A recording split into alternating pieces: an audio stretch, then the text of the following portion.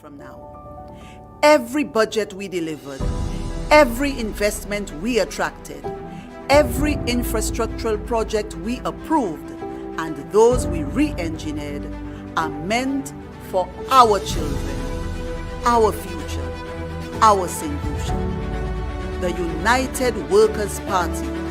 Let's keep working.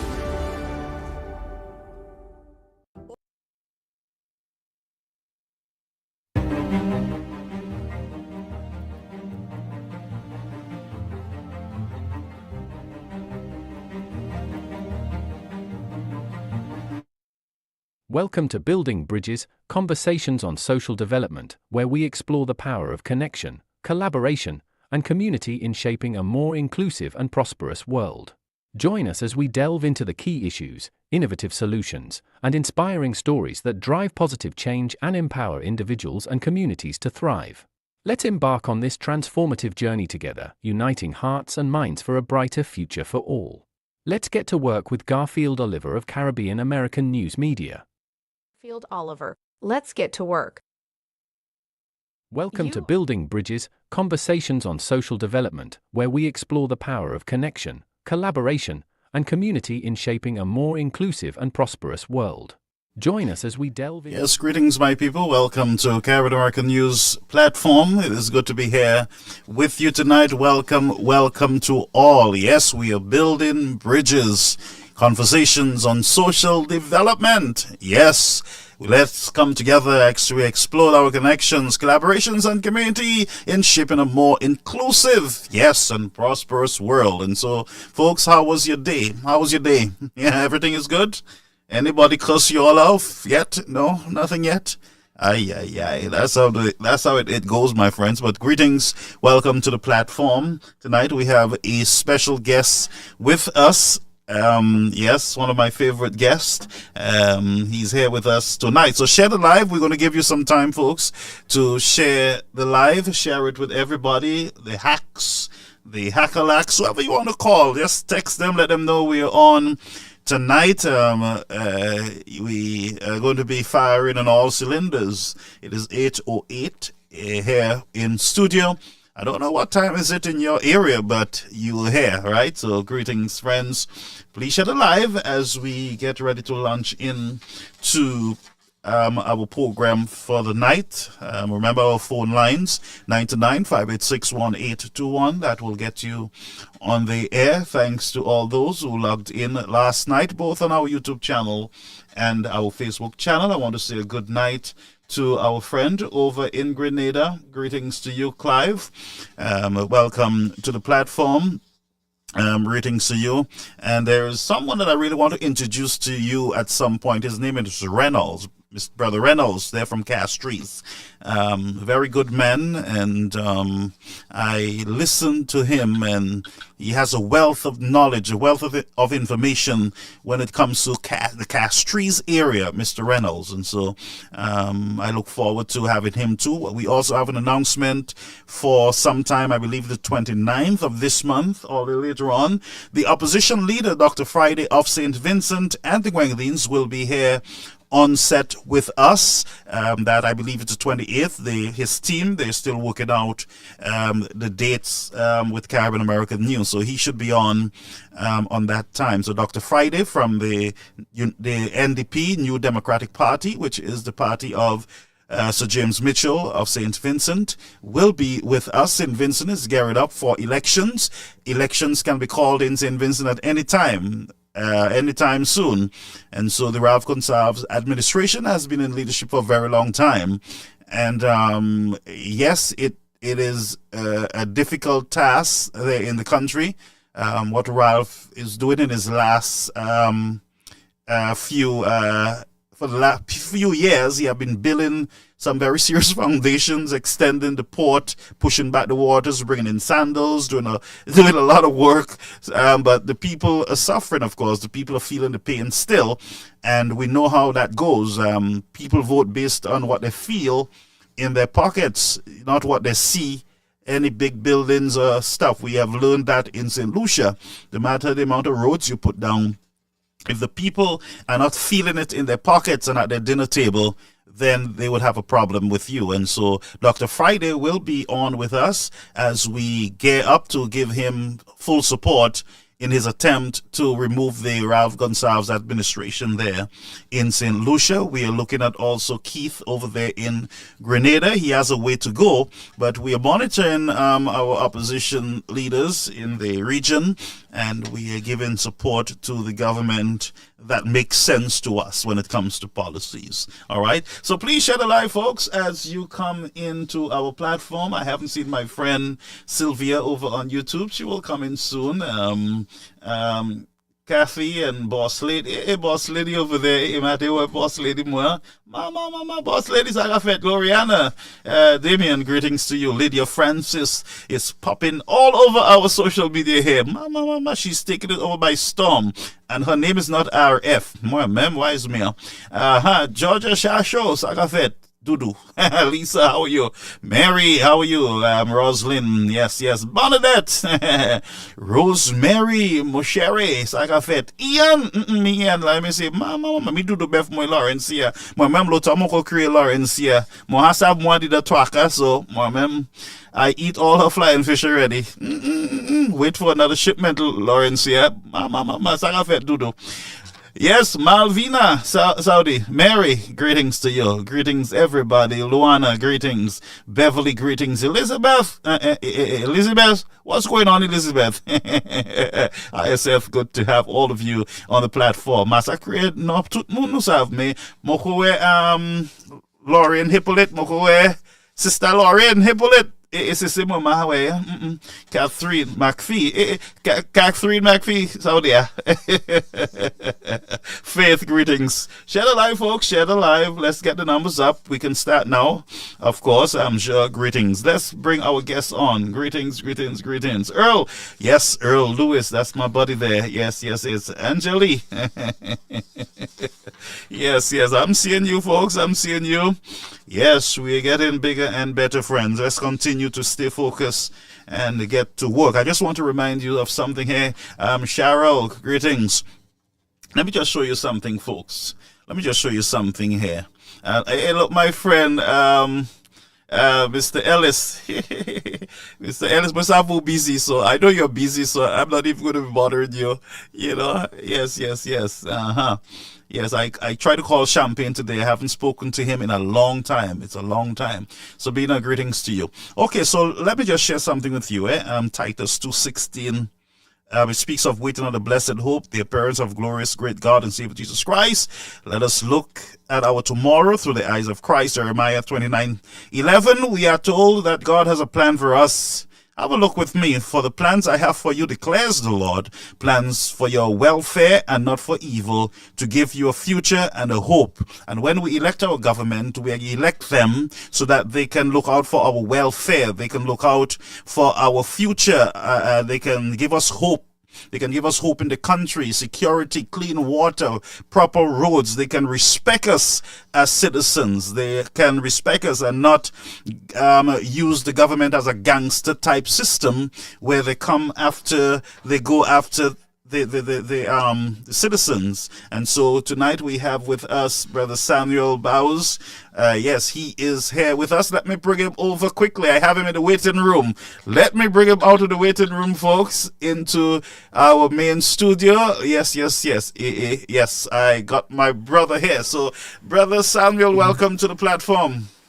Thank you very much for inviting me again, Brother Pastor Garfield.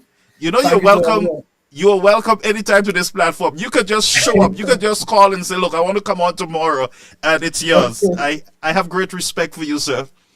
Thank you very, very much. Very much appreciated. And thank you very much to your listeners tonight Yes, yes. and all the fans who follow you and the wonderful work you're doing. Yes, yes, yes, yes. Good. So a lot has been happening, and I know before we got on the air, while we were preparing, we were listening to Mr. Casimir, I believe, the Minister of Youth and Sports in St. Lucia, being questioned by the press, and the man kept tying himself like a pretzel. And I mean, that's the type of government that we are seeing in a democracy, where the It's guy. rather funny. I mean, you heard him. The report is asking him about a business that the government is engaged to do work on behalf of his ministry. One, Yes. he's saying to the reporter, he don't know the company. He don't have the name with him right now. He don't know who it is. The No, owner, no. he beating around the bush that he don't want to put out the person name, and the person might not be associated. Basically, that's what he's saying, with his own business, have no dealings with his own. What are these guys hiding? You know? And so Politics, go ahead, sir. politics have become information management. That's right. That's right. That's right. Information management, yes. So tonight we're going to look at gangsterism and social solidarity in the nation. And so I'm going to allow you to do your intro and to speak to the citizens of the country, and we'll have an engagement. And folks, you can call us anytime. Yes. Yes, thank you very much. And so, I have been talking a lot about gangsterism, Yeah. and some people probably believe I've got an obsession with the topic of gangsterism. But if we look at Caribbean societies, increasingly we see the risk of violent crime, and we see that violent crime developing from individuals, in some cases, to communities. And perhaps the most extreme case we have is Haiti.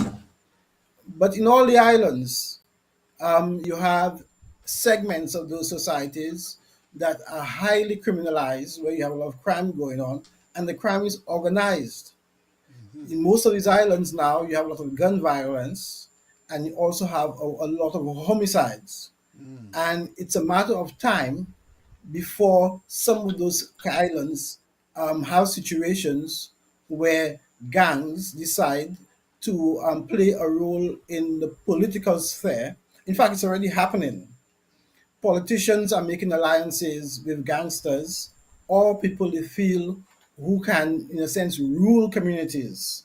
And these people rule those communities by violence. And so that is a very dangerous development that we have in the Caribbean. And I feel a lot is enough is not being done to stamp it out and to introduce new ideas that could challenge or make the kids joining gangs less attractive. So in many ways, I feel our governance has failed, and it's failing in a number of areas, and a number of things can be done. The urgent things that have to be done, I tend to categorize them in about three or four categories. One, in St. Lucia, we need to improve our productivity. That's one of the biggest challenges we have right now.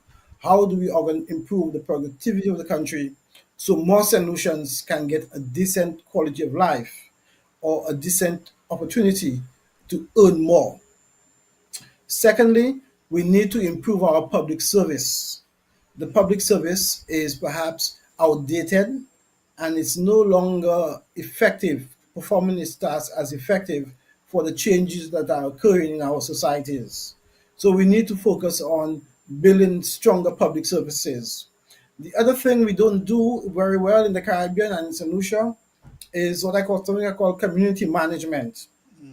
We take it for granted that people live in communities and those communities will just develop organically, as time goes by, without seriously thinking how do we manage those communities.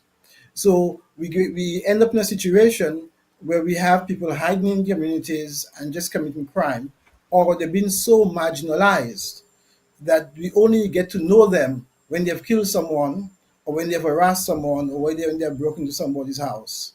And so we have a strong imperative to find out, wow, how is the government managing those big issues instead of focusing on creating what I call tribalism by focusing on who is a house slave and who is a field slave. Wow. And that is so typical of when governments have failed. If you do a review of most of the failed states in Africa, when the economies or when the governments fail to deliver for the people, they've resorted to actually recreating tribes. And that attempt to say UWP supporters are house slaves is typical of the recreation of a kind of tribalism to decide. So now the battle is between field slaves and house slaves. And in effect, we have never had to think of that or think of ourselves or categorize ourselves as field slaves or house slaves. And even then, the history of whether you were a field slave or a house slave is not a big separation. You can't tell which slave betrayed who. Right. Both field slaves and house slaves betrayed individuals in slavery throughout the process. What we have to focus on is how we create new values by which our communities and our societies can decide what's best for our societies and how we can bring people together to make our programs and our policies work for the benefit of all.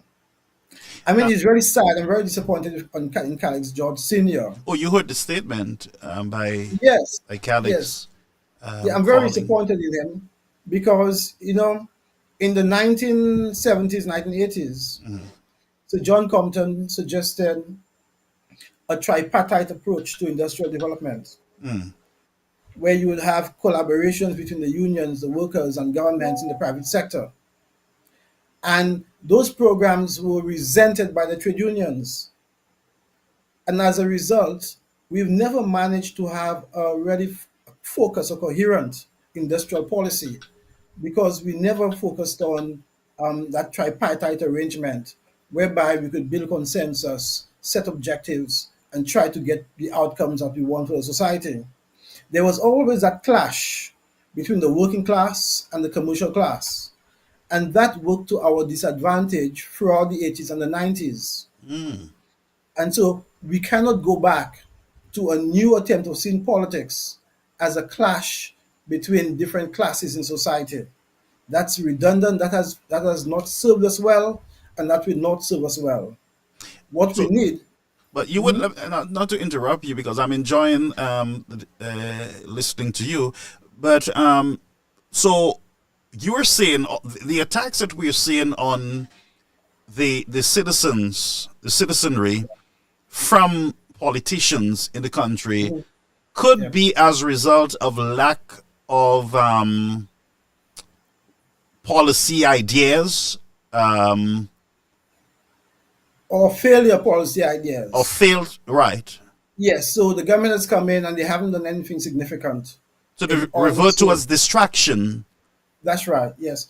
Well, it's basically what tend to happen is that because resources are scarce in those small islands, you try to make people believe that if they behave a particular way or if they support you, they will get access to resources. Because in a first past the post election system, you only need to get half or a third of the population to vote for you in order to win an election. So what those politicians tend to do, they create politics just as if it's a football team you're supporting or a tribe. And they Interesting. tell you that if you support that tribe, they forget about the national goals or the national objectives, and they try it as best as they can to reduce politics to being a contest between two tribes. So Khaled's George interjection is effectively creating two tribes in St. Lucia. Right. The tribe Yadi might say he's in by projecting the idea that he's a field slave. Right. And when you think of the history of field slaves, and I'll give you the example of that. Yeah. If you think of field slaves as the guys who sell drugs in our communities, okay, they feel that they are working class people, they have no other option to survive, they have to sell drugs. They sell drugs to kids that make their lives a misery. In many communities, the people who harass women and who do things that are really illegal are what you might call field slaves, and they tend to project the idea that they're doing it because some system or some house slave or some massa is making them do it. So when you hear the discussion around Haiti, there's always the idea, oh, it's because Haiti has minerals and gold and wealth that people are fighting over it and they're keeping the Haitians poor. I don't buy that. I don't buy that. I don't either. Basically, it's because of the values that have emerged within sort of working class culture that in a sense undermines the success of those people. Wealthy people in poor countries want more people to develop right now. The old days of class, because I have a class and I don't want you to come up, is no longer acceptable for both. Those ideas have gone. When you have a business, you want better customers, you want more customers, Yeah. you want people to do better so that you can do better. So there is no longer that fight between who has a business and who's a working class or an employee and the boss. Bosses want healthy workers, educated workers, skilled workers, workers who are doing well and who are succeeding in order to have people who could run the business. Because if you're in the tourism industry and you have guests coming from North America or Europe and what have you, who are accustomed to a quality of life, you don't want staff who cannot adapt to the quality of life that those guests are expecting. That's right. You want them to be at some level, to be up to a standard. And the guests don't want to see that kind of abject poverty or those miserable conditions anymore. So even in the tourism industry, there is a need for the people who are providing the services to have at least a minimum quality of life. So the idea of trying to segregate people into those classes or those groups, house slaves and field slaves, is really unfortunate But this is because actually poisoning a society. that's right. Yes, And like you they said, create what I call you speak a lot grievances. about gangsterism. Yes, The politics of grievances. grievances. Yes, you hate people because you feel they've done something to you. Or and the sad thing, in some of those African countries, People have never seen a white person. They don't know what a white person look like. And yet, the politicians will tell them that the problems are due to white people. And so we must try to avoid that type of politics. Because what we really need now in order to do what I call to improve our productivity, to improve public service management, to improve community management, is what I call collaboration and partnership working. We have to have policies that bring people together to identify what are the problems and challenges in their communities and Yeah. find ways to solving that in a more participatory democracy style of government. You talk about empowering the communities, the citizens. That's right. Yes.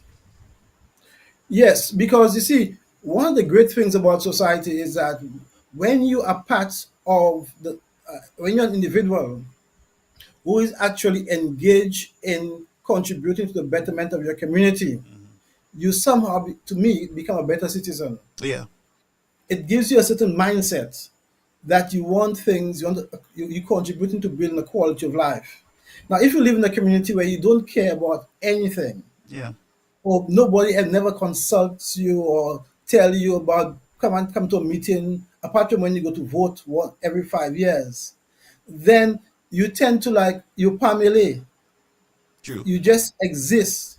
Your children just exist. You don't feel any commitment or love to your community.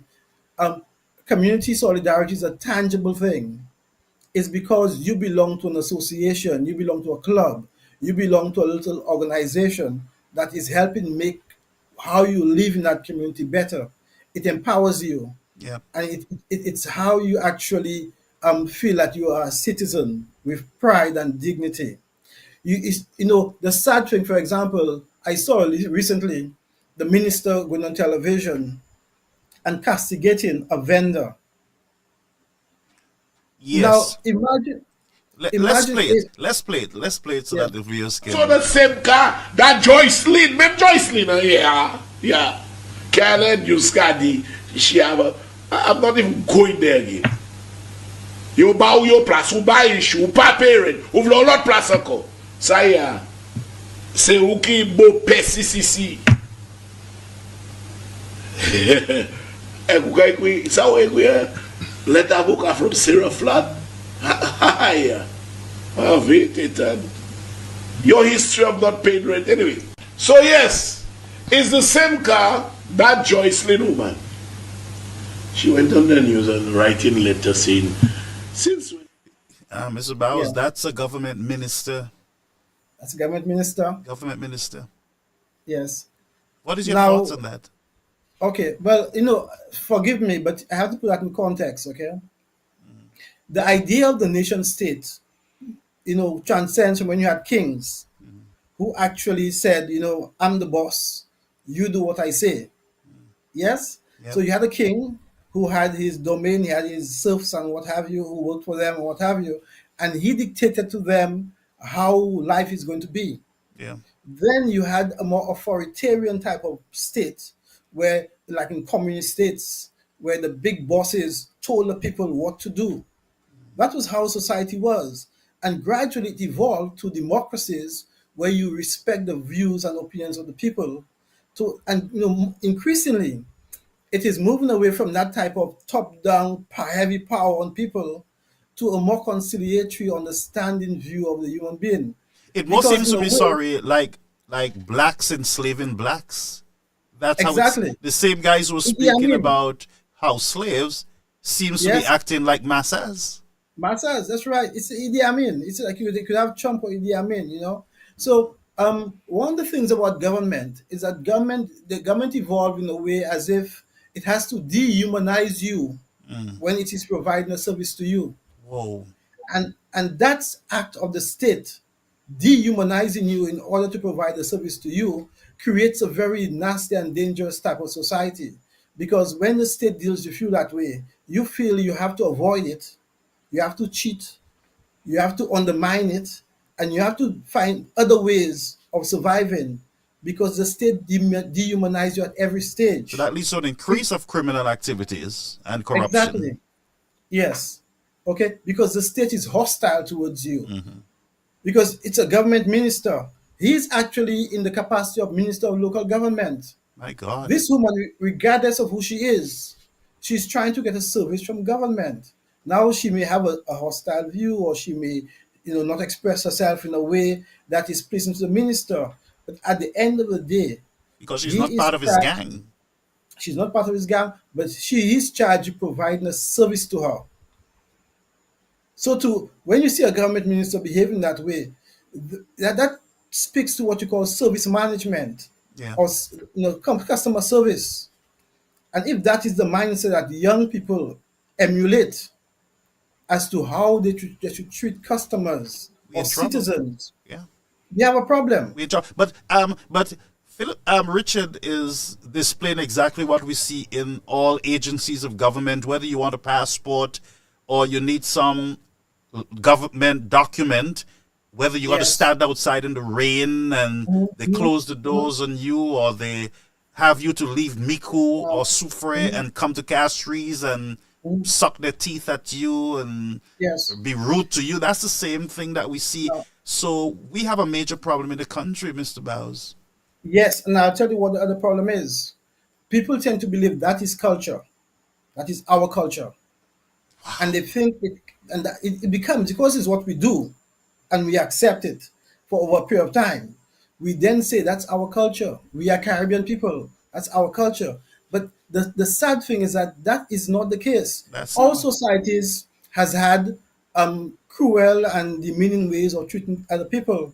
But over time, in order to achieve productivity goals, in order to achieve better customer service management, public service management, in better to achieve better quality of life in communities, they have changed, they have adapted, they have found ways to avoid the state behaving in a way that they have to beat you up just to give you 5 cents. And by the way, the Constitution, protects the citizens from its That's right. government. Yes, our So constitution our does not allow legal system also is broken because you have no lawyers standing up, constitutional lawyers, and say, look, government, you're going too far. No watchdog agencies are protecting and, its citizens.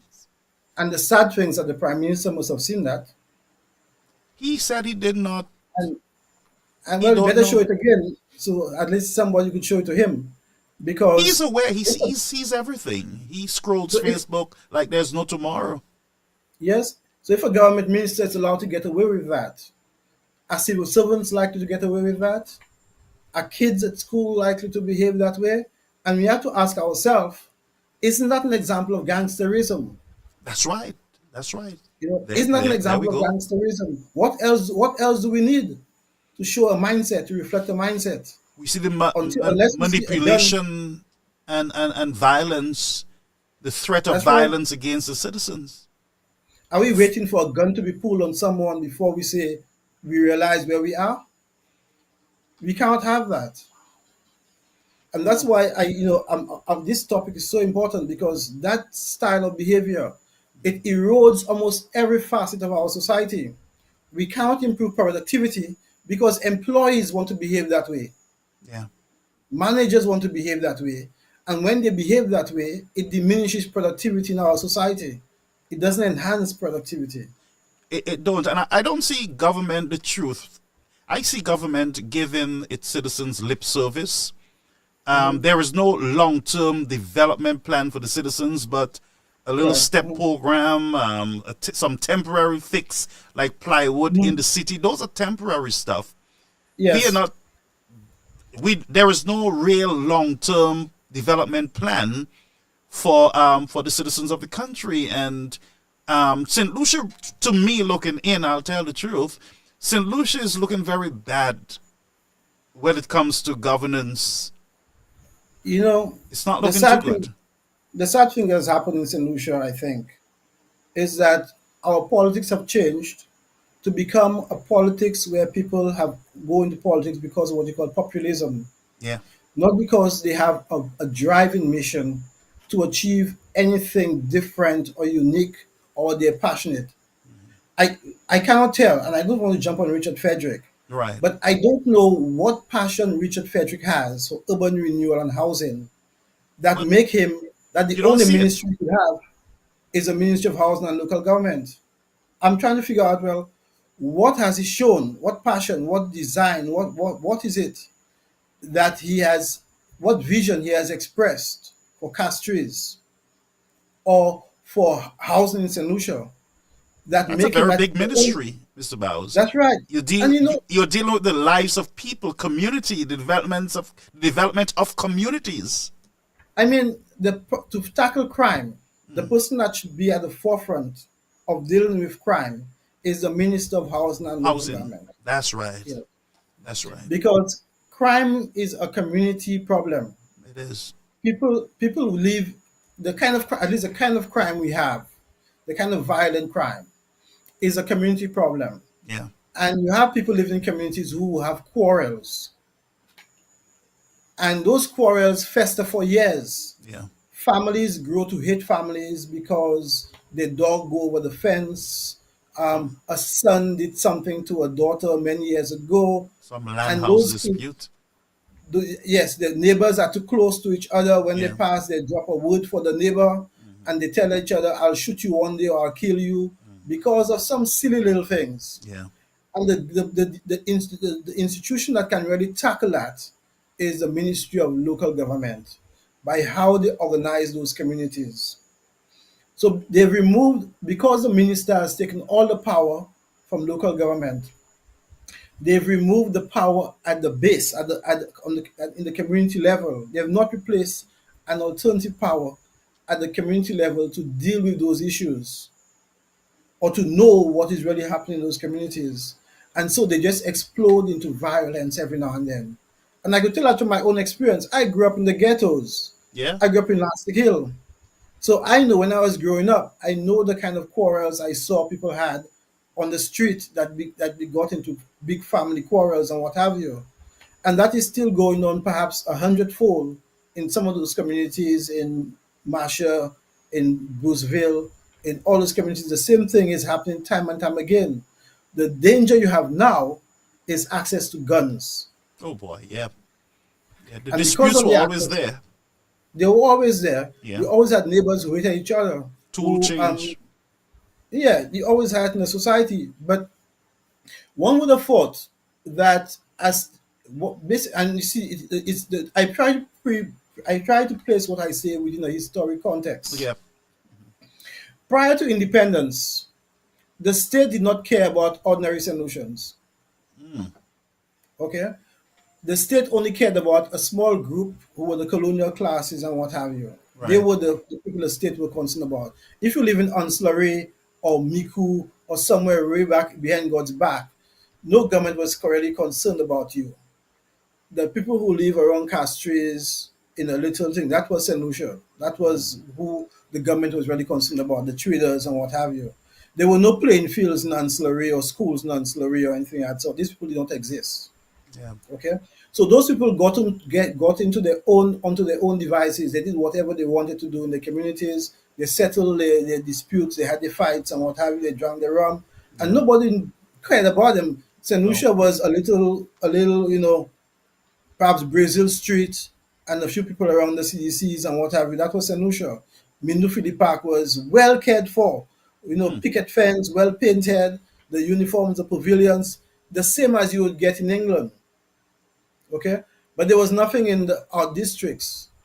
After independence, the government took responsibility for all of that. Okay, and you would have thought that they built systems to help the actual life, and they did to some extent with schools and that sort of thing. Right. But they never really penetrated the society. They stopped.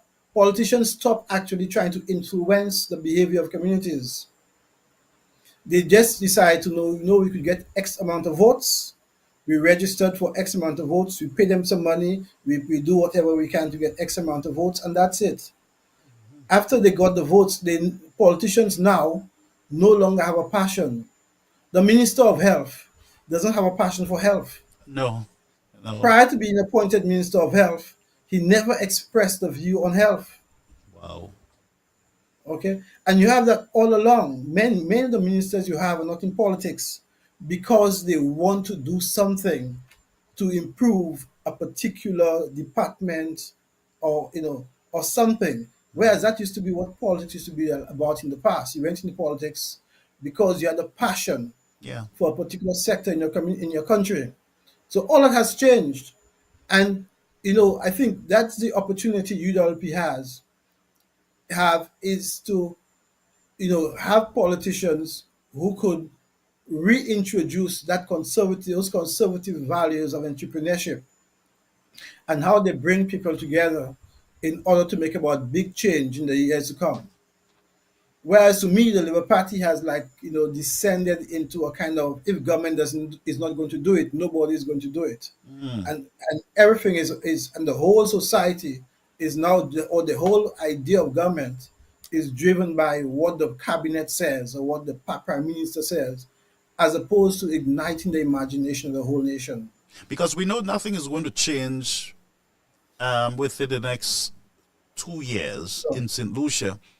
nothing can change. My prediction is that it can only get worse, especially having Mr. Frederick in government. We see his attitude towards the citizens, the insults, the threats of blocking the livelihood of individuals who are not part of or conforming or praising or kissing up to the SLP ministers.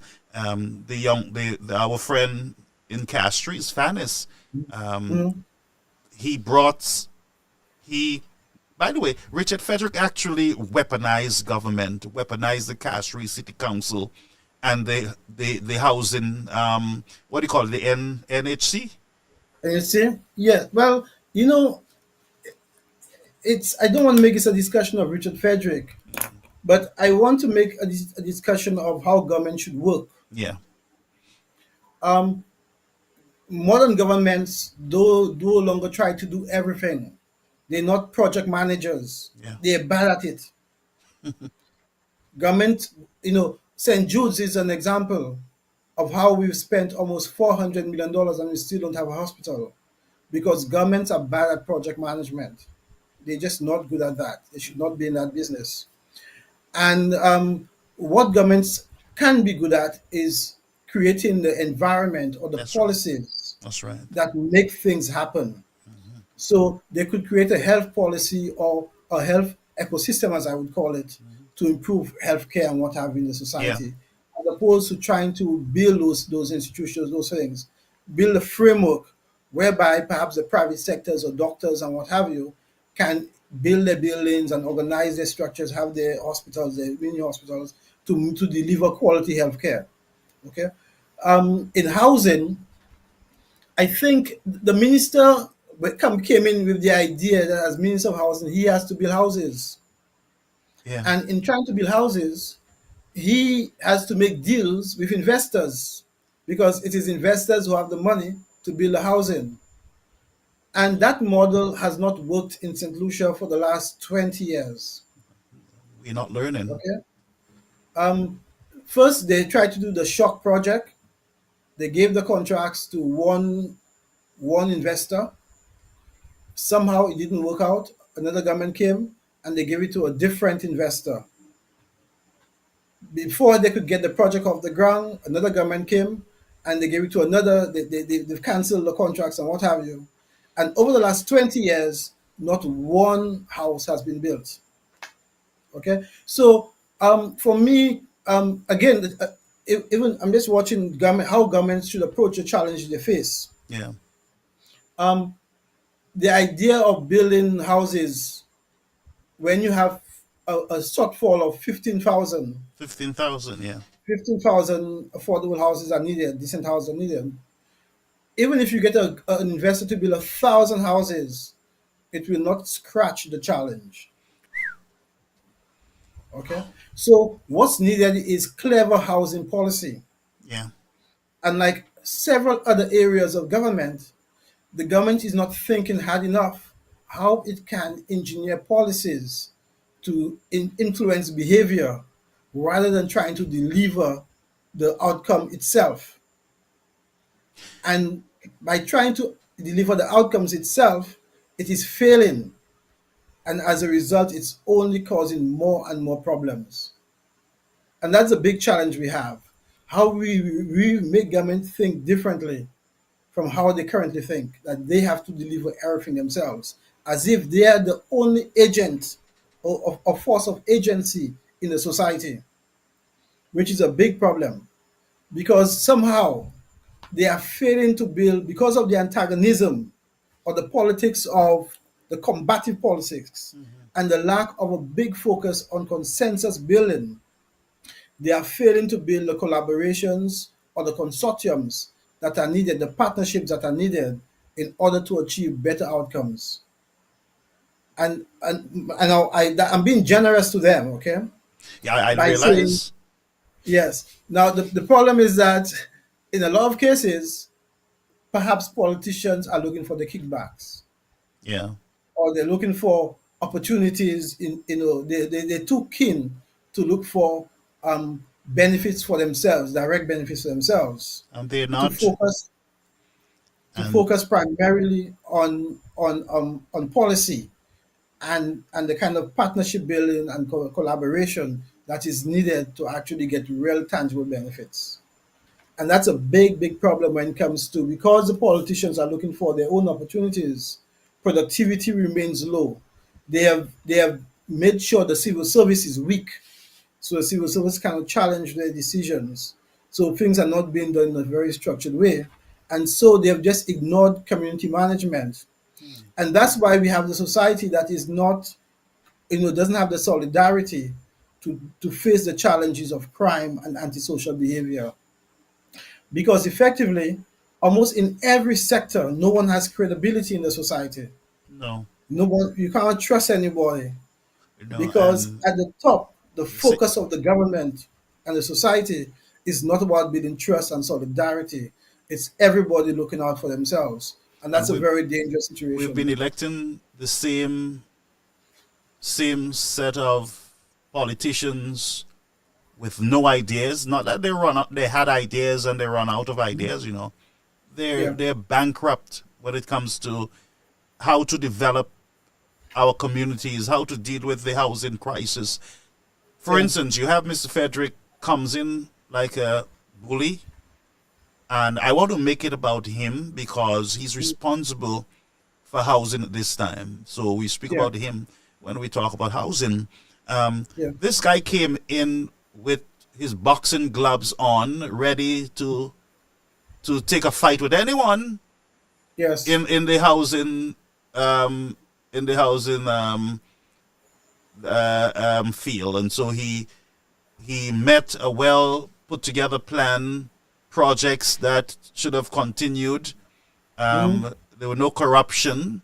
He tried to, Mhm. he tried to pin Yeah. corruption where there were none, Mhm. causing the government, I believe, millions of dollars and setting Yes. back home individuals who are waiting for these homes, St. Lucians who are Mhm. waiting for these homes. He came in boxing instead Mhm. of coming to work together in order to enhance, improve, Mhm. or to better what he think was not, the right path. But instead, Yes. he wrecked and how do you go to cul-de-sac and say that you're going to put up condos for gas attendants? Which gas attendant can afford a condo file as a plywood house? Which one of them? I Mhm. don't understand. No, the real sad thing is the kind of personalization of politics that has been injected in our society. So perhaps, the minister did not like the individuals behind a particular investment. And so that colors his policies, that colors public policy. And we're not developing institutions to give an independent view Yeah. as to whether things are fair or just. It just relies on the minister. And that's another problem we have, that to me is stifling productivity. Almost all our statutory boards are governed by individuals appointed for political purposes, including the Development Bank. And so they do not have management structures or leaders in those institutions who can take a long-term view Yeah. of those institutions and push the strengthening them in ways that we need in the era in which we live in. For example, I believe the development bank, for example, should be a more arm's length institution away from Mm. government. We should not have a situation whereby the government appoints all the, I know that it's owned by the government, but the process by which the board is appointed is a political process. Yeah. At this in this day and age, we should have professional management on the board of an institution Yeah. like the development bank to give it that independence to strengthen itself and become a truly development bank that can deliver for the people of St. Lucia. There are big things that have to be done. Yeah. Every day I drive or I walk through Leslie Land, I will see how right on the edge of a city you have this dilapidated state in which people live. When I go to George Charles Boulevard, I always want to cry. When I go to Fuller Show, and these are big challenges.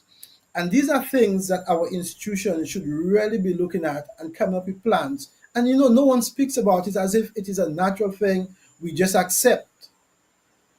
It's painful It that we have is. those issues there for years And and we accept them as if they're just natural. God did that to us. because I always believe in Castries, the main city especially, we should not have galvanized as fence. We should not have all these old cars, old structures, broken down, abandoned, and even government buildings that are they're just not That's right. good at Yes. maintaining or building anything. You're right.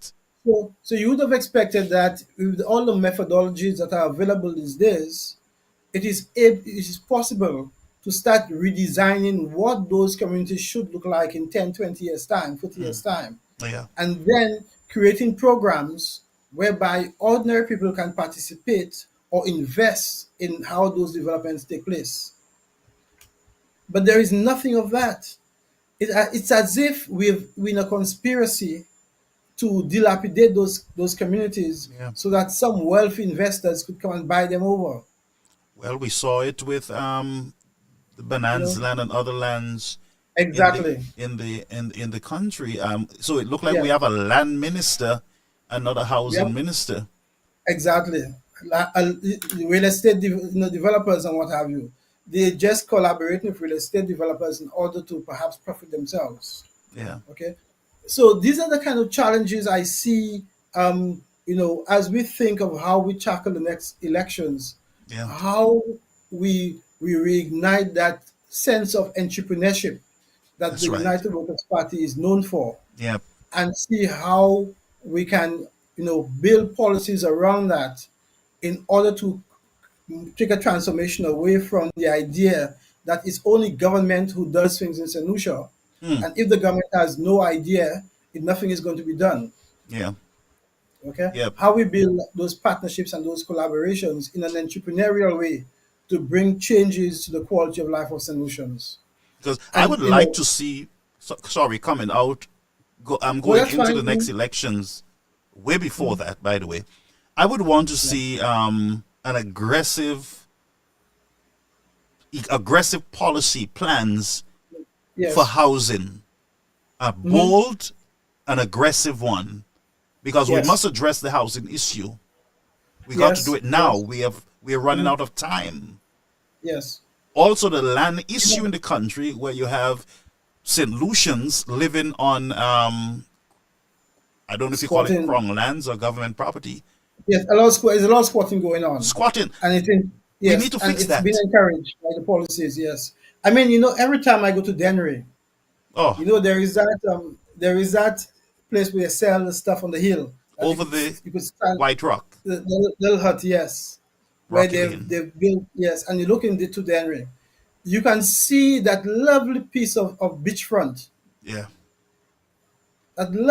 beachfront, yes, and to me, in any developed country, that would be like a major asset mm, where you could have people, skateboarding or walking or promenade. You plant your trees yeah, and you put the housing, just a bit further back, and yeah, you have that nice recreational zone. yeah. And I'm trying to ask myself, how come we cannot envisage how we transform Denry to make it a way that is improves the quality of life for ordinary people? Why must we allow it to just languish, to just like treat our people as if why what's so impossible about that? Yep, yep. Denver You is a know, beautiful community with a lot of possibilities, but it's we have as a if bunch of lazy politicians with no ideas, no vision. no, I think it's just an accept. People, when I was a kid, they would tell you you could carry load on your head because as black person you have your head is harder.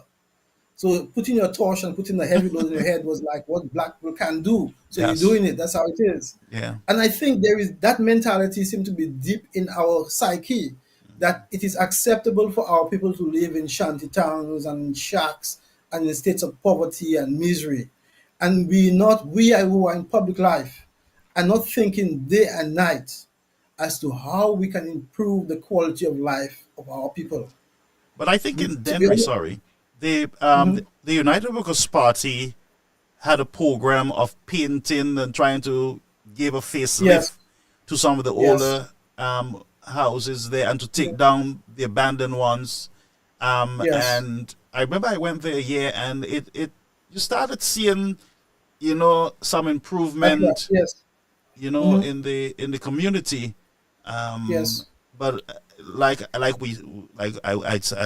you said earlier, there is much more that is, that can be done and should be done. And we should yes, tackle St. Lucia community by community. You need to that's right, yes, we need to empower local governments in these communities to we need to empower them, give them the tools. But the problem with local yes, governments is that you have this kind of gangster type approach where I put all my buddies in, that's right, and yes. Mhm. the fight is even down in these So communities, and so development is it's stuck in gear. There is nothing yeah, being done but pick up the garbage and bury so the debts. in the absence of a culture of consensus building, how do you get people with money to work with people without money or with Mm. skills and what have you All right. in order to achieve quality outcomes? Yeah. It doesn't happen naturally. Yeah. You need a state or institutions to promote it and Yeah. encourage it, Yeah. to build those collaborations in order for us to focus on the important things. And the important things are how do we improve our productivity? How do we build a culture that is more conscious of what we produce as a people? That is vitally important. Yeah. How do we save more? How do we create more jobs? How do we create better jobs? And how do we ensure that people at work have the skills and improve their skills in order for us to continue to survive and prosper? So these are the big challenges we face with productivity. Then we have the problems of the civil service. How do we move the civil service from being administrative to creating value, creating public value, doing things that actually increase productivity or increase the quality of life of people, and really championing them as opposed to being stifled by ministers into a kind of way of just pretending that they're working? Yeah. How do we encourage our civil service to be innovative and creative, Yeah. to actually look for opportunities and give them the opportunity to introduce them, and to manage them honestly and effectively? I mean, if you ask the government, what did they learn from the passport scandal? That to introduce a new passport, it has caused such disruption in our society. Yeah. And do they have a system for actually learning lessons and sharing those lessons throughout the public service? No. Do they have quality circles whereby at the end of the day, the civil servants come together and say, how did we achieve our outcomes, or how did we achieve what our mandate today or during this week, and what can be done to improve it? And it's where that's built into our culture, you What do know. you have in St. So, Lucia for quality control in government? well, there's a minister of public service, Public. and I'm not sure what she's motive, and she's back at work today and that Hmm. sort of thing.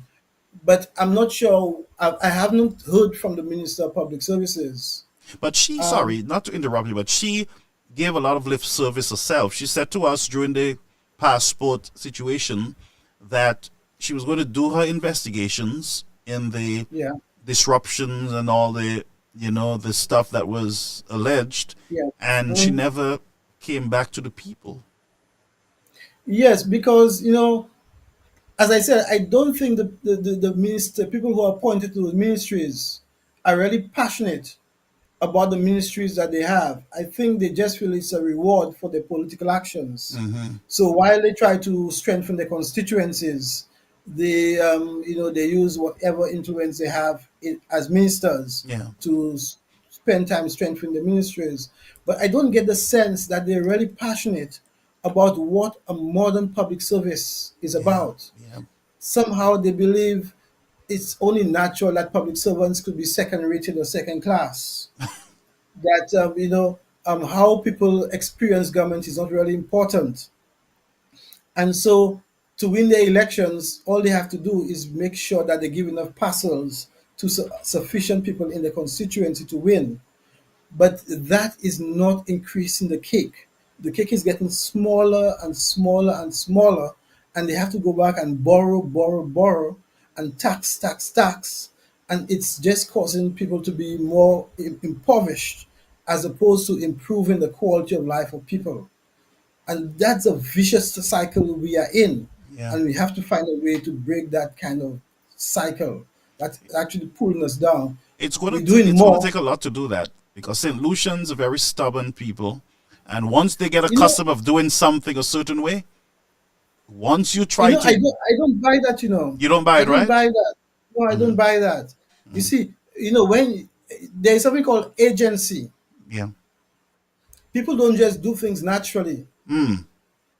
You most times, when people talk about the abolition of slavery and what have you, slavery would have continued for as long. Yes. Slaves themselves were accustomed to slavery to That's some right. extent. So That's right. it would have continued.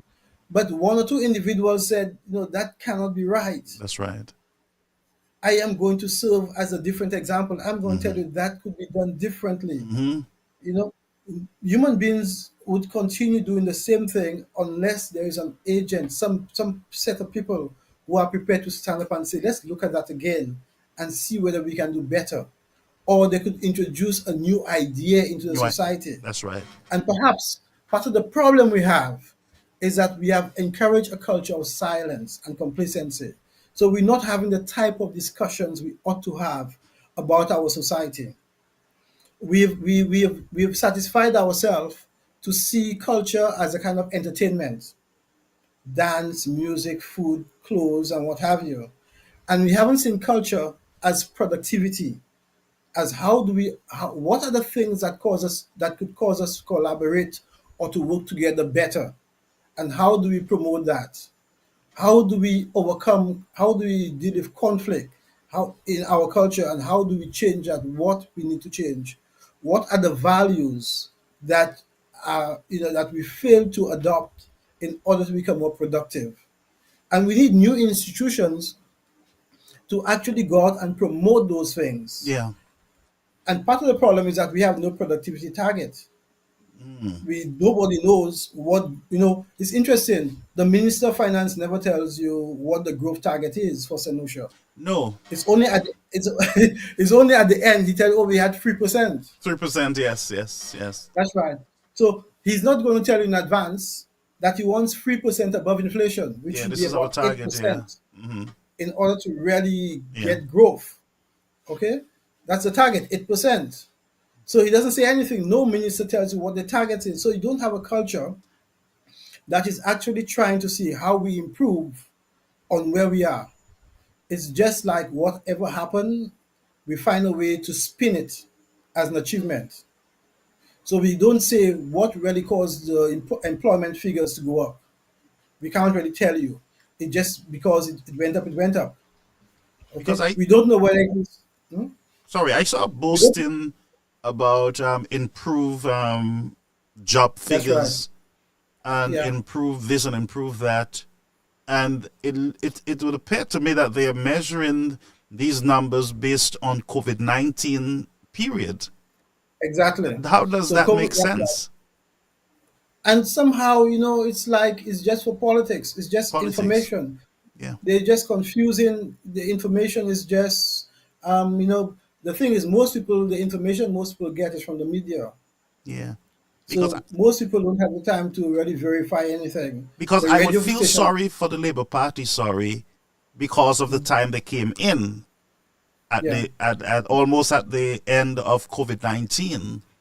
yes, to And really, so they have nothing to really measure mm, anything with their success or growth or anything else, as far as I'm concerned. well, to really assess the mindset of the government right now, you have to see how often they refer to, particularly Richard Frederick, the poll, the e-poll. EPOL, yeah. Yes, you have to see how that's the mindset of the government. True. For example, there was some discussion about buying the headquarters for the NHC, and they went to get a poll from people who know nothing about public sector asset management or decision making in terms of long term asset management in the public sector. Yeah. Basically, they just said, well, if you're paying rent, it's a bad thing, and if you own your building, it's a good thing. But there is a whole school of thought, a whole set of management principles Yeah. around whether you buy a building or not, particularly in the public service, whether you rent or you buy or you manage yourself.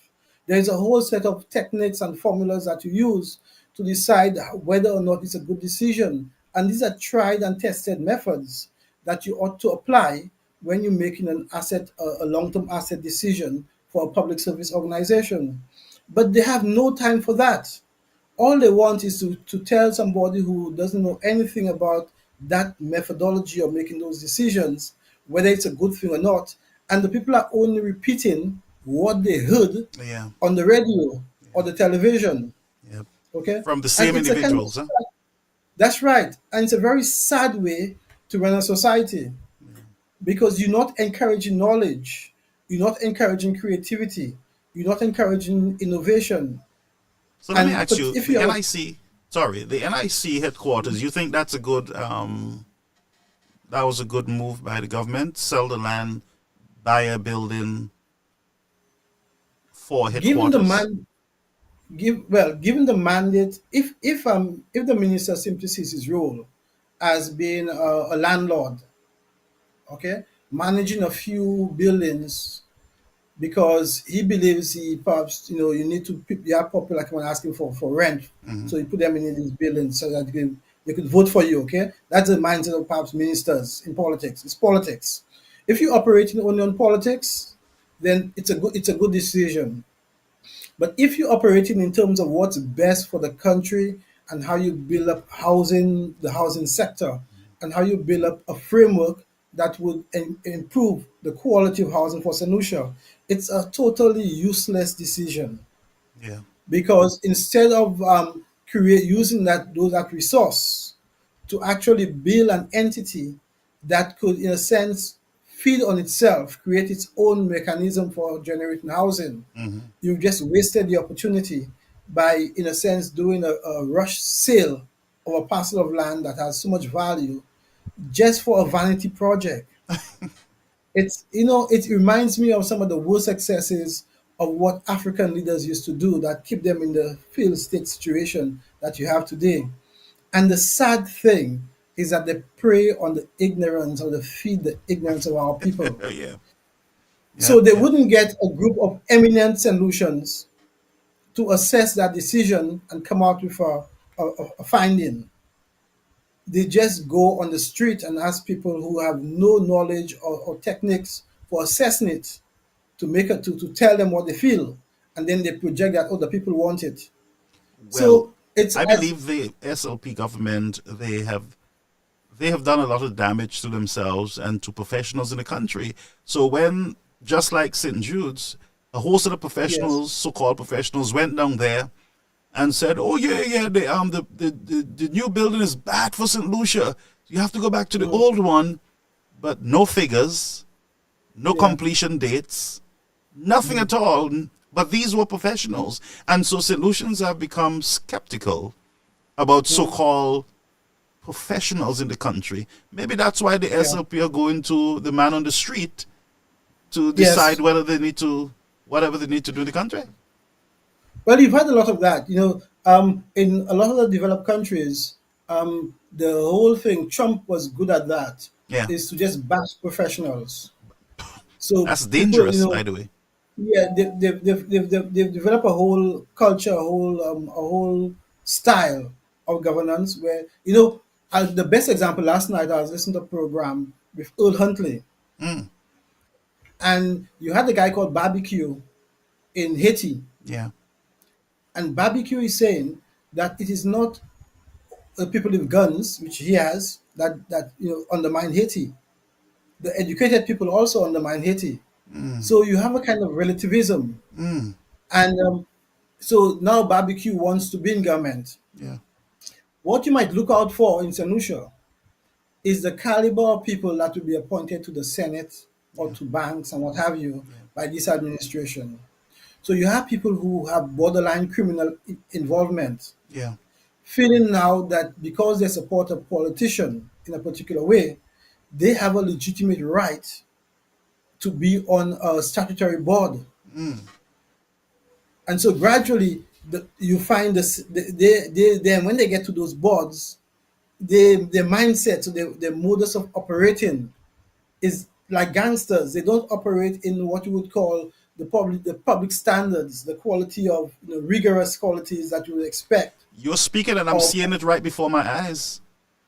so you have that situation. So in a sense, it erodes the fabric of those institutions. Yeah, It erodes the governing standards. It undermines what those organizations were meant for, yeah. because there are no like organizations that scrutinize those people and say whether they're fit and proper people to be on boards and what have you. That was going to be And my next question. Is that the in Integrity the in the Commission?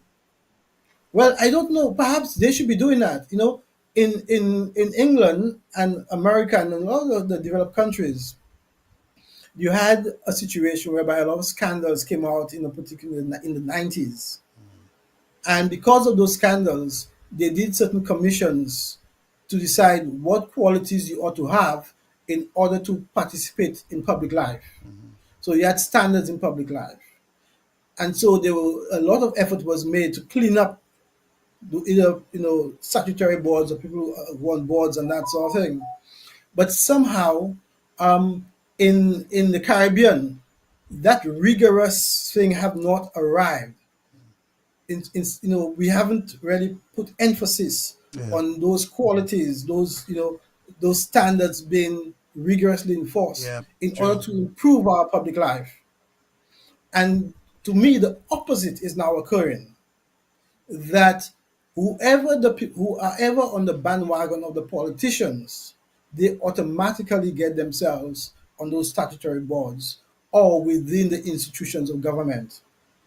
And to me, it's a very scary thing, because very soon you'll have people like Barbecue It, demanding that they get themselves in positions of power and authority yeah, based on the fact that they could harass communities. yeah. So these are the big issues I think our politics should be about. How do we reshape our thinking? The petty things about calling people name, what shoe they wear. I heard the Yadi talking about um, the chairman's shoes at the thing, and I couldn't believe what I was hearing, because it shows how we've come to a stage of so much ignorance. Yeah. Perhaps a lot of the young people don't, who maybe listen to Yadi, have never heard about the searchy lots. Mm, The searchy lots were the people who stormed the barracks in France in order to create a more equal society. They had no trousers, or they had holes in their trousers. So they were the short shilots. And because of the short such shilots, a lot of us got rights that we would perhaps never have had it not been for the efforts. mm, In mm. addition, in St. Lucia, the cane cutters in the valleys were the ones who marched in order to achieve workers' rights. They didn't have nice clothes or nice shoes or any of that sort. They had nothing.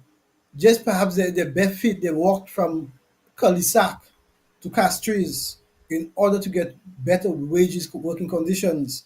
These were the heroes of the Labour Party, people who had nothing, okay, who stood up against perhaps police who were prepared to beat them up, Yeah. but they had the courage of their convictions to achieve justice, and the clothes they wore or whatever limitations they had were not going to prevent them from seeking justice and creating a better society. And for today, on someone who advocates, whether you might say it's a joke or it's what it is, for Labour Party supporters to laugh at somebody's shoes, Yeah. it just shows how degrading or how the legacy of the struggle for political rights and freedoms, Yep. how people who have struggled because from that those deprivations to places of power, just on the boundaries of power, could now look down on somebody's shoes as not being fit for power. Wow. I Wow. mean, Wow. it is a really sad state to show how the Labour Party has no values left. Yes, because they have It gone to doesn't have, skin. they're not driven by values. Yeah, they have All gone they're to driven by skin, insult, skin, insults, women's hair, just nasty quarrels. who had sex with who was a You know, minister, and that's the you know, discussions that we have in. you know and it's such a shame. I'm looking at this and I'm saying a party that has been formed for 70 years, 70, how many, 74 years now, I think, to degrade itself Yeah. by having its image. The prime minister goes and talk with Yadi. Come on, man. I mean, where are we going next? Thing you will have Yadi in cabinet. I mean, that's the politics of appeasing gangsterism, and in every society where it has been done, it has resulted in a denigration of those societies. And that's why the United Workers' Party need to be very cautious. Not because Yes. I am here speaking on their behalf that they will say, well, you can be a good, we think, let's reward you, let's give you this, let's send you to Martinique as our ambassador because you spoke for us, and we just rewarded you with that. I prefer you to give the person $50,000 and tell them thank you. Well, It will be better. I don't have a problem with that, but those political parties must always project their values. That's right. Because at the end of the day, anyone could be in politics. You don't have to be a rich person. You No, don't have to be a well-dressed person. no. What you have to do is ascribe to certain values, and those values are values that uplift society. The values of freedom, the values of justice, the values of fairness, the values of trying to improve people's lives, having Yeah. that purpose while you come to politics. If you just come to politics to ridicule people, to be able to tell an old woman or old vendor, how come on your television program because you have power, name her, shame her, Shame, and that yeah. sort of thing. That Expose. these values, you cannot have those values in politics No. if you're about improving people's quality of life. If a relatively poor person, within a few days of his mom dying, you lock your door, Two and he can't padlocks. get in to act two padlocks. And I don't know whether many Senatians know about what Rackman when the housing. Sorry for bringing so many issues up No, because no, no. it's It's good. just so I'm enjoying it. I'm telling you. it's so annoying. In the 1960s in England, there was a guy called Peter Rackman, and he became synonymous in harassing black people in order to get the apartments to sell for other people and do other stuff.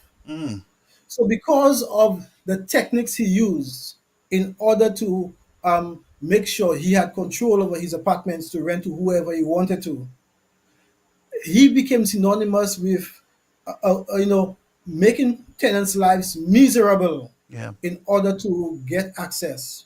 So, in order to improve the tenancies that ordinary people got, housing corporations were created, Yeah. not only in St. Lucia but almost all over the world, in order to ensure that ordinary people had what you call secure tenancies. They had more protection than private sector tenancies. That was the main purpose of housing corporations. Okay, over the years, housing corporations have developed, and and that's when I listen to Richard Frederick and the housing corporation talking about they only provide housing for the very needy. That is one of the biggest strategic mistakes you could make That's in right. social housing. If you only group in all the poor people in your Yeah. buildings, it will lose value. You will never be able to make enough money to make sure sufficient affordable housing is available. So if your mindset is that you only providing housing for poor people, the abject poverty, you have failed. You're a total failure. That policy has been discarded completely. Okay, the successful housing programs, social housing programs, take advantage of wealthy areas, make profit from wealthy areas, and reinvest those profits in Into poor areas. and we see that in New York Okay, City, by the way. that's right. That's what you do. Mixed Yes. housing. You Yeah. make sure it's a combination of people of all classes. Yeah. So for Richard Frederick is perhaps so ignorant that he doesn't have a sense of what social housing is. Yeah. That he could come on television and say, "Oh, he only won for the very poor." That's what social housing is, and that is like such a failed policy. And I It guess is three why plywood shacks in Denry, that's what you call for the poor, poor of the poorest of the poor. and it pains me to see that St. Lucia is, allowing in this day and age, allowing those same mistakes, those repeating the same problems Yep. that we have, the same mistakes we made in the 70s. We are repeating them in 2024 Yeah. only because the Labour Party seem to want to compromise with questionable characters. Yeah. It's really, really, really a shame. And Yeah. I really, really hope that the United Workers' Party could reevaluate perhaps its positions, and offer St. Lucia a better alternative in the next few years. Well, I pray that I really hope. you can help them. You can give them, some guidance in the housing field Yeah. because But and well, go ahead. yeah, I think the whole thing, what I wouldn't like is that they just make politics a fight. The party wants to make it a fight between the two parties. Yeah. But I hope the ULP has the courage to focus on consensus building. Yep. St. Lucia needs a whole period of consensus building, Yeah. where because you need a lot of collaboration in the private sector and the public sector, and new kind of forms, new innovative forms of business models in order to tackle a lot of the challenges we have. We got to change A the way lot of we the do challenge things change the way to increase our completely. productivity That's right. completely. So Yeah. you really need to have an era of consensus building. It's not a matter of labor, killing labor No. or destroying labor or taking over. It's how the political parties can focus on facilitating consensus, getting more people to become productive. And we will not do it if we simply focus on destroying each other's political views. What we have to do is ensure that the values that survive are values that can increase the quality of life of solutions. Yeah. And that's it. That's important. Yes, that's the main, and Yeah. that's where I think the United Enhancing. Workers Party. That's where I think that the United Workers Party should focus on challenging the government on the values they promote. Do you just promote values where people can just go on television and radio to insult and denigrate people? We have to take that out of our culture. And we have to really look at our culture and see where we have weaknesses. And these are not like jokes, okay? If we believe that our culture allows us to make fun of people with disabilities, or people who look different from us, or people who are short, or people who are tall, of different complexions, and what have you, these things were in other cultures. I heard these guys in the house speaking about Shasney's accent.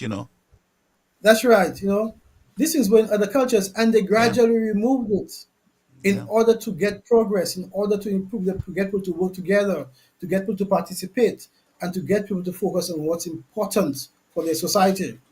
And the silence we have in terms of people who should know the the permanent secretaries Mm. who understand the challenges of the society. Some of them are sociologists, Yeah. some of them are economists, some of them are political scientists, and they should have the freedom to come out and say that is not where we want to go. Yeah. Yeah. Yeah. Okay, that is not where we want to go because we've seen examples. I spent the 90s looking at Liberia and Sierra Leone. And what emerged, Liberia, Sierra Leone, and Rwanda, what emerged there? There was a guy called Fudo Sanko. He was just like Richard Frederick. Mm. He developed a culture of going on TV every night and quarreling and saying things in a cultural way that Sierra Leoneans understood, the young people, appealing to them about how they were victims, how the system was getting at them, how corrupt people were doing things, and that's of the same kind of rhetoric. See? Before you know it, for the Sanko had these kids cutting their parents' arms off. Oh boy. You know that? Because he created a mindset that those kids had grievances. They had Gosh. grievances against their parents. It's the same kind of rhetoric. Nothing about how you uplift the society, how you could work together, how you could form housing associations, how you could form strategic partnerships, how you could form net, how you could. Does Richard Frederick know how many kids are failing their common entrance or they're failing their CXCs in Mondidor, in Nesland, in I don't think Nastic he, Hill, in the I don't think that's CCs? his concern right now. How many kids are not performing? How many after school clubs are needed in order to improve their standards? How long does it take for a kid who leaves school to get a job in Leslie Land or Lastic Hill or the graveyard? Does he care? But he could always tell you something bad about Chasney. And you could say as much as you want about Chasney, but unless you put things in place to improve the quality of the people coming out of those areas, they are going to suffer and they're going to end up being drawn into gangs and into violence But before, and they're going to make our lives miserable. yeah, before we take a few, maybe two or three calls, right? Yes. You spoke about the CDC situation with the Yes. gentleman who lost his Mhm. mom Yes. and still in grieving, Mhm. and the government through the CDC, Yeah. the Castries City Council, Yes. is it the housing or the Castries City Council? The Who's national, responsible for no, the that? National Housing Corporation. The National Housing Corporation. Went in Mhm. and locked this guy out, and they are so Yes. unprofessional, right? The guys Mhm. took a marker and wrote the number to call on That's the right. building itself, Yes. on the You know, door. as I said earlier, public services fail because they feel they have to dehumanize you because they're Ah, giving you a service, oh my God, and that's a yes. that's a big problem socialism had. Oh my God. Because you have to get a service, you have to queue up, you have to kneel down, you have to say yes sir, you have to put your hat out, you have to duff your You got to hat put and on that your sort of red, things. your yellow. Yeah, that's right. So because of that, it undermined public services. Okay, Jesus. and public services had to learn customer service, that these people are still Well, customers. they're very bad at that, huh? Yes, and that's the problem we've had. And so the government has not come into power. I mean, the government hasn't. Somehow, there are people in the housing corporation Mm, who believe that solutions are bad and you have to beat them up. yeah. You have to deal with them rough. Rough, yeah. Okay? Because those people are cheats and they're greedy and they just want to take advantage. Okay? But you have that. I'm not saying you don't have it. But you have to work to change that culture by making it worthwhile to comply with certain values and by advocating certain values within the society, not by just beating up the public because it makes it worse. It makes the evidence is that it undermines the legitimacy of government and make people want to use alternative routes in order to get access to government public services. So we have major problems, and I don't think the government is prepared to tackle those problems. It's not prepared to really influence society or drill into society to change the society we have. They just prepare to feed on the edges of society to get the benefits and to give what they call putting people first, which in a lot of cases is just vote buying with Yeah. trinkets. Yep, yep, Okay? yep. Yeah. And I mean, they play on the ignorance of some They of the play on the people, ignorance. Yes. especially during the campaign, and that's why I am calling on as a supporter of the United Workers' Party. I'm saying to them, let's do things differently. We don't have to get back at anybody No, because you they haven't going to get curse back us on anybody. social media while we were That's in right. opposition. No, we got to get to work. We got to stay focused. The problem with the Labour Party is that they're distracted. They spend the Yes. majority of the 3 years on Chasney trying to remove him as Yes. political leader while there were major problems on the horizon. Well, Inflation and the, airlift problems and road problems but I will and tell you, the known political technique is what you call decapitation. You undermine the leader, and because in the Caribbean there is a perception that people in the Caribbean vote for the leader of the party because they feel that the leader of the party owns the party. And once you undermine the leader of the party, you have, in a sense, people tend to vote, for the leader of the party.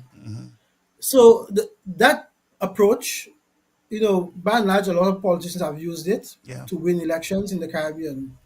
But I believe that with the information age, the social media and what have you, it's possible to have a campaign in which you empower communities yeah, to improve themselves. yep, And by that strategy of empowering people through what I call participatory democracy, which is not, UWP has always been a party for democracy yep, and improving people's lives. yeah, So a campaign that introduces new ideas about how people can improve themselves in communities, or creates the framework for allowing people to participate in managing their communities and improving the quality of life in their communities, is the kind of campaign we need to one, improve St. Lucia, and two, to move away from that politics of the leader is killed, so everybody is bad. yeah, The party must become a stronger party than its leader. yeah, yeah, yeah, It must be able to go back to promoting certain values that would engineer improvements or add value to the quality of life of St. Lucians. and I feel in And my a lot, spirit. Sorry, go ahead. yeah, there are many areas where people need the quality of life improved. Yeah, Transportation, how do we cater for ensuring people can move easily at whatever age they are or at whatever time? How do we build up our strength? How do you come up with new ideas to ignite new money into the transportation of our yeah, people, our school, our education system? How do we develop new models to make people know what they get out of school and how they can value it? Community housing. How do we make that bargain with our young people that if they keep on the straight and narrow, it will make it attractive to them that gangs are not the destiny, that we could create opportunities. One of the sad things about St. Lucia in the last 20 years is that you hear nothing about the equity markets or stock markets and that sort of thing. yeah, That in the 80s, we will under Dwight Venner, we will begin to hear about how people can make money on stock markets and investments and that sort of thing. You hear nothing about that now. How we develop our financial markets so ordinary people take advantage of it. How we create those opportunities that people can actually become wealthy in St. Lucia. And these are the messages that we have to start thinking about and packaging so we could enhance the quality of life of our people, as and opposed to having petty quarrels yeah, about who we hate, who was a house slave, myths. We end up fighting over myths about who was a house slave and who was a field slave. that we can't decide for sure, because slavery hurt everyone. Yep. It hurt the slave owner, it hurt the slave, it hurt everyone, it dehumanized everyone. Yep. And what the only way we could get out of slavery is through continuous healing, That's right. not through grievance, Yep. through a process of continuous healing. And that process of continuous healing is an attempt to try to improve the quality of life of every human being. And that's what Because by Martin doing Luther that, idea was. He said he looked forward to the day when his black children would be able to sit with the white ones in the schools. Opportunity for Yeah. all. by doing that, we create more wealth for ourselves. More wealth, that's right. We do not create wealth in poor countries for every. When you have people who cannot buy, who live in conditions that create disease, who are looking to cut you down, you cannot have a good quality of life. No, Okay, no. you just cocoon yourself in a burglar bar building, in an environment where you can't even enjoy the things around you. Yeah. So we have to promote the values that improve the quality of life for all. Okay, and I think that's what our politics should be about. How we constantly think of how we get creative and innovative ways to make the life for people in St. Lucia a lot better. And I believe And that's the challenge. sorry, That's I our believe politics. Mr. Chasney, the political leader of the party, and the United Workers' Party executive, I believe they understand that at this point. Yeah. They have learned from the past, especially Mr. Chasney, and I look forward to see a lot of different things, changes in policies and how we manage our communities, and that's why right now I am pushing for us to start looking at St. Lucia community by community. Yes. We got to empower local government, but not through this minister. It is not No, going to no. work with him. Mhm. But we got a plan moving forward to focus on nation building. Yes. Nation building. We got to start, um, giving our people the opportunities to be better, to grow, to be Yes. productive, to achieve. Yes. Our Yes. ideas should be moving our poor into a higher class, lifting the standard That's of right. living, and Yes, we're and not we have seeing to, that really. We're not seeing it. we have to undermine some myths. We have to undermine some myths that UWP is not for the poor, or that kind of class kind of Yeah. issue, which is totally irrelevant in our times. Yes. Okay, and so yes, we have to give people hope. People are getting so hopeless that they're turning away from politics Yeah. because they believe politicians are just there for themselves. Well, we're losing our young people in politics. Yeah, We're losing them. that's They right. have no interests. A lot of them. Yes, You. and it's really really sad because they try to tell you, oh, we are a poor country, and you can't expect better in poor countries. And if a poor country could waste $200 million on the hospital, I mean that More than money that, could have done right? a lot more than that Yeah. to improve productivity in the country. The hospital is You going know, to be the most expensive hospital in the region, as far as I'm in the concerned. region, that's right. Yeah. And Sir Arthur Lewis always said that the problem in the Caribbean is not money, but the challenge of how we can increase our productivity by a little more.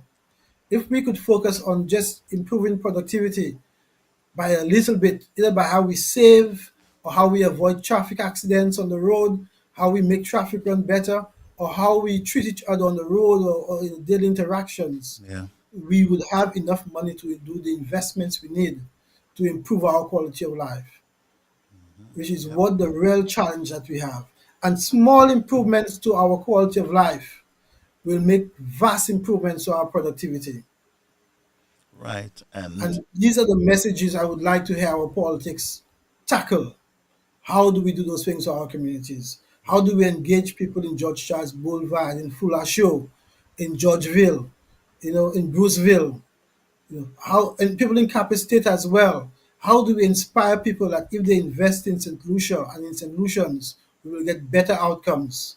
And how we build the sort of participatory and consensus type of society that make people care for each other, care for the environment, care for the country that we should love. Because countries are not built just because of they have natural resources or because they have gold or because they have minerals and that sort of thing. Countries are built because people who love those countries yeah, sacrificed and make the effort to build them. And they did it for people who live in those societies. man. And And that so, should be our mission. right. So we got to ensure that policies reflect the needs and aspirations of all members of our society. One Yes. thing before we folks, the phone lines are out. We're not going to stay longer. Our phone lines are open 929-586-1821. Anyone want to call and ask any questions? You want to make a statement? The lines are open 929-586-1821. Something I would recommend for St. Lucia, and that is a homeless shelter. Yes. You see those little Yeah, well, shacks that we're building in Denver and all those yes. places? Mhm. Some of these guys need more than a shelter and food, Yes. right? Some of them need psychological help and all kind of help. That's right. Yes. Okay, we have a call. Caller, you on the air, Carrier American News Media. Good evening, Brother Garfield, and good evening to Mr. Bowers. How are you guys doing? Great program as usual. Thank you, sir. Thank you. I have three quick questions for Mr. Bowers. Okay. One, Mr. Bowers, you once served on the National Housing Corporation, I think in the capacity of the deputy chairman. Yes. Could you give the viewers and the listeners like me as to what was it like serving under Richard Frederick as Minister of Housing? That's the first question. Second question, based on what we see happening in terms of the economy, healthcare, crime situation, how would you grade this Labour Party government so far in its tenure from a scale of 1 to 10? That's the second question.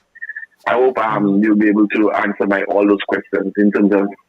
And the third question is, what is your political future? Are you still a member of the card-bearing member of the Central Labour Party, or are you seriously thinking of joining the United Workers' Party? Because you have examined both political parties, and I'm sensing that you have recognized that the United Workers' Party is the best preferred political choice right now. So I will allow somebody else to call. Caller, how you putting my if guest you could on the hot seat? Go ahead. If you could just answer those three questions for me, Mr. Bowers, I would greatly appreciate it. And thanks for enlightening us. Very good discussion this evening. Have a blessed evening, Brother Garfield. Thank you, my brother, Mr. Bowers. Thank you very much. Okay, the first question is my experience with Richard Frederick, and I think I could answer this with one answer, one response, one word: governance. All three of your questions could be answered in one word: governance. I don't think Richard Frederick has an appreciation of governance. He sees government as his will, his reaction to things, as opposed to governance. So I don't think the idea of the housing corporation was to be pushed around by the minister. The idea was to have a more arm's length organization away from the minister, because with housing, you don't want to create communities where people feel it's SLP housing or UWP housing. You want it to be housing, social housing, because in the Caribbean, there's a place in Jamaica called Trevelly Gardens that was built by the Jamaica Labour Party. And when the People's National Party, the PNP, came to power, they then decided to almost have a fight with the people that was placed there by the Jamaica Labour Party. And that created a kind of those garrisons that you had. And so people have tried to avoid that situation coming in to politics by making housing neutral. So national housing corporations try to shy away from ministers being involved in the management of community housing. Richard Frederick has made a strategic error of governance, and the government, the SLP government, has failed by not instituting that sort of rigorous governance mechanism to ensure that those problems don't re-emerge in St. Lucia. So by having the minister so directly involved in the management of the NHC, to the extent where he has to go on television to explain why the NHC put a lock on somebody's door, it's like, it all makes anything the NHC does political, and that undermines the management of housing. So, from the day one, I didn't know much about Richard Frederick. I hadn't met him before. I saw him came in with his bangles and his style, looking like someone like Douglas Coke, and I felt uncomfortable right away Yeah. because to me, that was not the culture of public service management. Wow. So I was uncomfortable right away. On a few issues, I saw, they had the sense that, because you're on the board, you have to act politically. And I felt as a professional, that was not my mandate. I wanted the best for the housing corporation, regardless of the political outcomes. And first and foremost, I'm a solution. Now, people will tell, and I must address that because it's asked about my relationship with Richard Frederick. Yeah. I was in the Labour Party, and I've always been passionate about housing. When I lived in England, I was passionate about housing. When I lived in Canada, I was passionate about housing. In St. Lucia, I'm passionate about housing. So I followed the Labour Party for the last election, and I knew the Labour Party would come to power and there would be no money. So in my way of thinking is, what can I do to help? Yeah. And so even before, when they were in the previous administration, I approached the Housing Corporation, the Ministry of Housing, to explore how we can bring new money into affordable housing. So knowing that I know the Labour Party will always say there is no money for housing and what have you, I approached the minister to see how we can do a study to find out how we can improve funding to housing or to make more houses available without going through the traditional route of using public money for housing. I perhaps it was a mistake, but because there were legal fees involved in terms of looking at the Housing Act and how you change it to make more housing available, we put a budget for that of $20,000. They have picked that up as some big scandal that I was on the board of the Housing Corporation and I tried to get a thing for myself. I have when the minister said there is no money, he cannot do that, and I have it all on WhatsApp messaging that there is no money, he have no money for. I tell him, forget about the money. He told me the best institution to do it is the National Housing Corporation. Right. So I said, okay, no problem. We could do it without any money. I'll do it pro bono for them. Oh. Okay. But he and his hacks have made that a big thing to try to scandalize me and say I tried to get money from a board I was on and made a whole story. And it's unfortunate that once people put those things out in the public, some people will believe it. Some people will. But yeah. my overall intentions were to come up with ideas because I didn't see my role on the Housing Corporation as simply following the status quo of keeping the Housing Corporation how it has been for the last 50 years. The Housing Corporation is not fit for purpose and it has to change if it's going to make any meaningful contribution to solutions. And I'm not saying that out of arrogance. I've seen that it hasn't been able to produce one house in the last 20 years. So obviously it's not fit for purpose because the demand for housing is increasing and it's not performing its role. It's not influencing the financing of housing. It's not influencing the sale of land. It's not influencing anything that's in the value chain of housing. So if you have an organization as important as the National Housing Corporation that has no influence in any aspect of housing, the housing chain, because once you understand, there's something called a value chain. You either have financing of housing, you should be able to influence. You should be able to influence the value of land. You should be able to influence the value of material. You should be able to influence the behavior of banks. If you have some kind of clout, given the disposition of housing corporations, that's what they try to do in order to influence the quantity and quality of homes. It has none of that. It has just become a landlord with some properties that are dilapidated and are useless. And people tend to end up buying and selling land in a way, in most cases, at a loss or to pay its wages. So it's not fit for purpose. And until we could get a They different just sell a piece model, of land just to get by. just to get by, okay? So until we can find a way to reform that Yes. and give the housing, place the housing corporation in a position where it can influence some element of the housing chain, it is absolutely useless. Yeah. Okay, so right now it is just serving the purpose of being a little sandbox for Richard Frederick. Oh. So he might want to put a tenant in a particular unit. They'll call him up and he'll say, "That's my friend." Yeah. Try to get a unit for them and that sort of thing. That's what it's for now. Okay, it's absolutely useless. Yeah. So that's answering that question. In terms of my political future, I just want the best for St. Lucia. Okay, and I believe that the United Workers' Party should be a party with a more entrepreneurial approach to government, or can adapt more readily to a more entrepreneurial approach to government. And it is that hope that will tell me that the people I can work with in order to achieve that transition to government. So that's how I try to answer it. But in all of that, it is You did well. governance. How do we improve governance, either in how the housing corporation comes out of its strategies to deliver more affordable housing, how ministers behave, the behavior of ministers, their standards in public life, and the way they conduct themselves, and how customer service, all that goes back to the quality of governance they bring to government.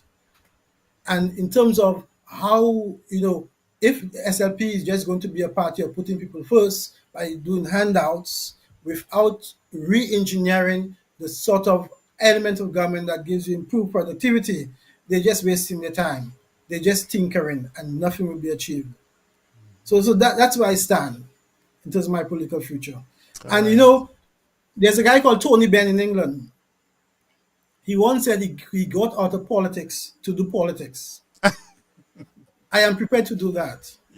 I'm prepared just to do my politics without being in politics if that's what it takes. I may achieve more by being an advocate or perhaps a nuisance out of politics than being in politics. So I'm prepared to do that as well.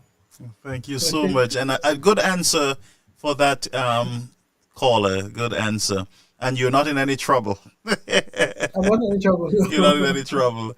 All right. So, but I want to thank you. We're not going to take any more calls. A bit late. We'll bring you back on because I always enjoy listening to you. I sat here and I didn't want to interrupt you. Thank you very much. But thank you so much for being here, Mr. Bowes.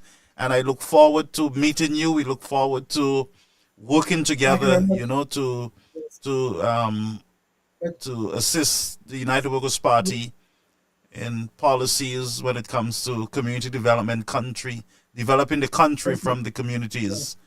It's really important that we build consensus and we inspire people to participate in developing St. Lucia. Yeah. That's a mission we have to embark on. Yeah. And I'm happy to participate and help the United Workers' Party in achieving those goals. And I would say to them that this term is going to be totally different for them. They got to hit the ground running. There is no time for games, no time to give anybody mapwe or to say I lose, you win. Right. Yes. You got to get straight to work because we have already lost a number of years when it comes to where we ought to be as a country, as a nation. But thank you so much, and you're a friend of the show. And once you want to come on, feel free to just let me know, and you're on. We'll talk. Yeah, Appreciate thank you so much. Thank you very much. Have a good night. Have a good night to you. Thank you so much. Folks, that was our guest, Mr. Bowes. And, he's a man I love. I listen to him, a man of substance. He's not on all the magie that we see out there. And Yes, he's under attack by one or two individuals, but the man is very focused, and I'm happy that the United Workers' Party have at their disposal a man who is a professional, one who has the knowledge, the information when it comes to what is needed in housing, what is needed right now for the development of the people. All right, and I tell you, there's another gentleman I'm watching, and that is Mr. Reynolds from Castries. I believe he has a lot of great ideas for the development of the country too. You know, so the United Workers' Party, they're not just sitting there without, looking at the needs of the country, the needs of the people, listening to the people, and drowning out the noise, staying focused on putting a plan together for leadership. That is exactly what the Labour Party did not do. They did not stay in opposition and put a plan to manage the country, to develop the people. What they did was they put a plan together to win. And when they got the victory, they were like not knowing where to go, where to turn. And so we saw a lot of confusion, a lot of square pegs and round holes. Then now we have frustration, which is showed through all the attacks on our citizens, whether it's the guy at the CDC who lost his mother, or whether it's Miss Fannis, the vendor. We see the frustration, whether it's on Chasney or TP or whoever it is, the frustration is there. And so I strongly believe that we need to give the United Workers' Party a chance, an opportunity to undo and to fix and to dig foundations that will last into centuries. Brethren, listen to me, stay focused. Love your party, support your party. Whatever means, whatever you can do. For those of you who are in community groups, those of you who are in Denry, Soufre, Miku, Castries, the different Castries, north, east, south, you got to engage in your group. UWPs, listen to me. It is not enough for you to be on social media. We're not going to win the elections on social media. We're going to win it on the ground, community by community. Which means, if we're going to win community by community, you got to engage your community groups. And don't tell me you don't like the community leader, you don't like the chairperson in your community, or you can't stand them. No, we have a nation to build. It is not about what you can stand. It is not about who you like right now. We need all hands on deck. So I'm calling on all UWP supporters, those of you who are strong UWP supporters, who love your party. Don't tell me you love Chasney. I want you to love your party. The party is bigger than Mr. Chasney. It is much bigger than him. It was bigger than John Compton. It was bigger than Stephenson King. And it's going to be bigger than Mr. Chasney. Love your party enough. Get involved in your community groups. Find out who is your chairperson. When are we having meetings? Push them for meetings. And if you get to the point where they're not functioning effectively, you make recommendations for their removal so we can get a working person in these community groups. But we must do whatsoever it takes to get into these communities and let our Flabo light shine. Let them know that we have a plan. Let them know that we're listening to them. Let them know that we're concerned about them. Let them know that we are going to make the difference. We are going to be the party, not of promises, but the workers, the party that is a working party. So let's get to work, Flabos. No time to be distracted. The Labour Party has a right to do what they're doing, to keep their noise, to give mépris. Leave them alone. That's their democracy. That's the democracy of the nation. But let us be different in our approach. You cannot win by division. You cannot win by dividing. Ou pas à gagner an election ou ka divide ou ka fâcher moun. You can only win united. And if we stand together, we can make it. I have already seen the victory.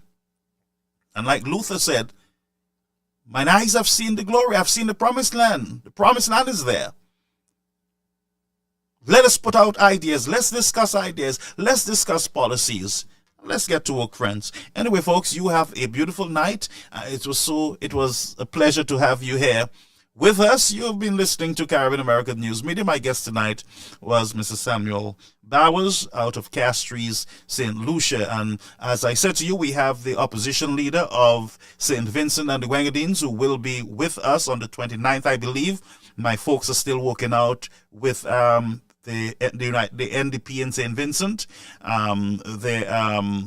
the people, and so we will put out the flyer as soon as we get the final confirmation. But the Honorable Dr. Friday is going to be on this platform in the next few weeks. So stay tuned to this broadcast. We are bringing the people on. We're bringing the professionals on. We have some other big announcements to make. We're not going to make it now, but we will make those announcements with special guests that will be on this program so that we can start looking beyond the noise. We can start looking at what is needed now for the development of the nation. Merci beaucoup. Bien, Dami Bebo, Dieu bless the issue. As they go to sleep tonight, bless them.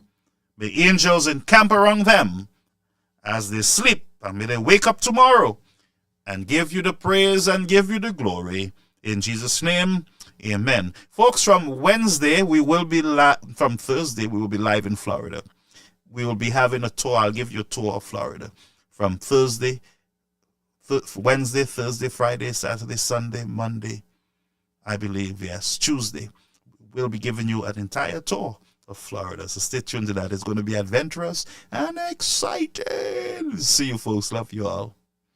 The key issues, innovative solutions, and inspiring stories that drive positive change and empower individuals and communities to thrive.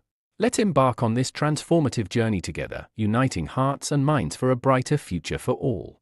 Let's get to work with For the past 5 years, every single decision we have taken has been to fertilize prosperity for today and to sow the seeds of progress for our nation 10 years from now.